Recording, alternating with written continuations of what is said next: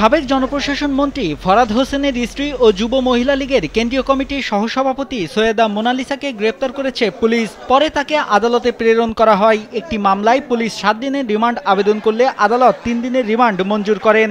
রোববার সন্ধ্যায় ঢাকার ইস্কাটনের একটি বাসা থেকে তাকে গ্রেপ্তার করে 17 ফেব্রুয়ারি সকালে মেহেরপুর নিয়ে আসে পুলিশ। 12:30টার দিকে মেহেরপুরের সিনিয়র জুডিশিয়াল ম্যাজিস্ট্রেট 1 আমলি আদালতে হাজির করা হয় ক্যাসিনো সম্রাজ্ঞী বলে পরিচিত সৈয়দা মোনালিসা ইসলামকে। বৈষম্য বিরোধী ছাত্র সন্ত্রাস দমন ট্রাইব্যুনালে দায়ের করা মামলার এজাহারভুক্ত আসামি তিনি।